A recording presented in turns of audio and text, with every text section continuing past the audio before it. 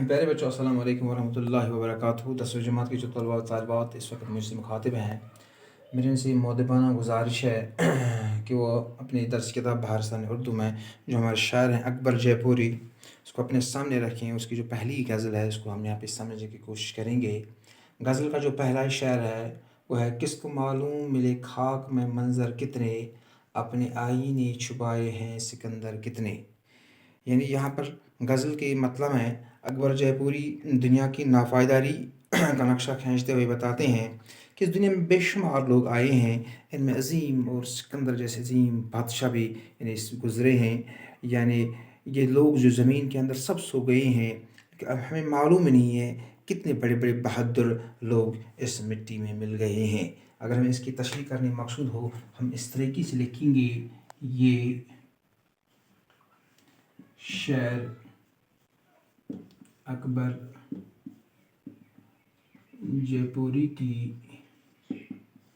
गज़ल से, अकबर जयपुरी हम लिखेंगे रखेंगे हम किस में, वावेन में, इन्वर्टेड कॉमा में। अकबर जयपुरी की गज़ल से लिया गया है। शायर इस शेर में दुनिया की बेसबाती का ज़िक्र बयान करते हुए फरमाते हैं कि इस दुनिया में बेशुमार लोग आए जिनमें अजीम हस्तियां भी शामिल थे, लेकिन हर एक इस दुनिया से चल बसा। न जाने कितने अजीम इंसान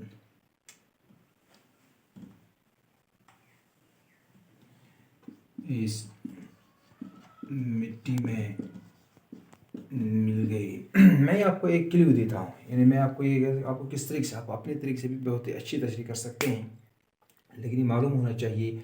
वहाँ पे पूछा जाता है मुज़्ज़ील शायर की बहावला शायर, तशरीह कीजिए। आपको मालूम होना चाहिए किसकी गज़ल से लिया गया है, इसलिए मैंने यहाँ पे लिखा है कि ये शायर अकबर जयपुरी की गज़ल से लिया गया है। शायर शहर में दुनिया की बेसवादी का जिक्र बयान करते हुए फरमाते हैं कि इस दुनिया में बेशुमार लोग आए जिनमें अजीम हस्तियाँ भी शामिल थीं, लेकिन हर एक इस दुनिया से चल बसा। न जाने कितने अजीम इंसान इस मिट्टी में मिल गए। यानी सिकंदर जैसी बादशाह भी मशहूर, यूनान का एक मशहूर बादशाह था, वो भी इस मिट्टी में मिल गया। यहाँ पर शायर अजीम यानी दुनिया की बेसवादी का जिक्र बयान करके फरमाया। दूसरा शेर क्या है, तश्न लब तरसा किए प्यास ली आँखों में, और महलों में छलकते रहे सागर कितने।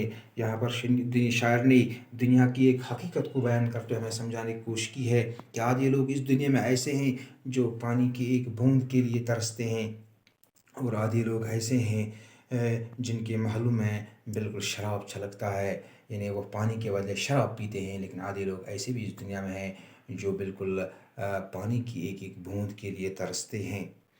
तीसरा शेर, परचम अमल लिए फिरते हैं शहरों शहरों, आस्तीन में छुपाए हुए खंजर कितने। यहाँ पर अकबर जयपुर ने एक हकीकत की तरफ इशारा करते हुए फरमाया है कि जो लोग गाँव गाँव में फिरते हैं, शहरों में जाते हैं, और वहाँ पे लोगों से वो कहते हैं कि हम अमन के ख़्वाह हैं, लेकिन उनके मुंह में राम राम और बगल में छुरी होती है, वही लोग असल में अमन को बिगाड़ने की कोशिश करते हैं, जो लोग अमन का प्रचार करने वाले होते हैं। और चौथा शार है, किस तरह सदा देता मुझको पता न था, यूँ तो बस्ती में आए मुझे खुले दर कितने। اس شعر میں شاعر اکبر جے پوری فرماتے ہیں کہ لوگوں کو فتنہ پروروں کے بارے میں فرماتے ہیں، میں ہر ایک کے پاس گیا تھا، ہر ایک کا دروازہ کھلا تھا، لیکن میری بات سننے کے لیے کوئی تیار نہیں تھا۔ یہاں پر شاعر نے ہمیں یہ سمجھانے کی کوشش کی ہے، جو لوگ حقیقت پر مبنی ہوتے ہیں، جو سچائی بولتے ہیں، ان کا سچ سننے کے لیے کوئی تیار نہیں ہوتا ہے، کیونکہ عربی میں ایک مشہور مقولہ ہے، الحق مر ولو کان در، یہ جو سچ ہوتا ہے یہ کڑوا ہوتا ہے، اگرچہ یہ بالکل قیمتی نایاب کیوں نہ ہو، لیکن یہ انسان کو بہت ہی برا لگتا ہے۔ لاسٹ میں فرماتے ہیں، دیکھ کر تشنہ لبی میری تعجب نہ کرو، میں نے صحراؤں کو بخشے ہیں سمندر کتنے۔ یعنی یہاں پر شاعر فرماتے ہیں، میری تشنہ لبی دیکھ کر میرے آفتاب کو تعجب نہیں کرنا چاہیے، میری اس پیاس کو دیکھ کر، اور میں نے کتنے ریگستانوں کو میں نے سمندر، یہ جو صحراؤں کو میں نے سمندر کیا ہے، انہیں ریگستانوں کو میں نے پانی دیا ہے۔ یعنی یہاں پر غزل میں مقطع میں امن و امان کا حامی قرار دیتے ہوئے لکھتا ہے کہ میری جو تشنہ بھی دیکھ کر آپ لوگوں کو حیران نہیں ہونا چاہیے، کیونکہ میں نے کئی ریگستانوں کو سیراب کیا ہے، یعنی میں کئی جگہ پہ امن کا پرچار کیا ہے، لیکن الگ چیز ہے کہ کوئی میری بات سننے کے لیے تیار نہیں ہے۔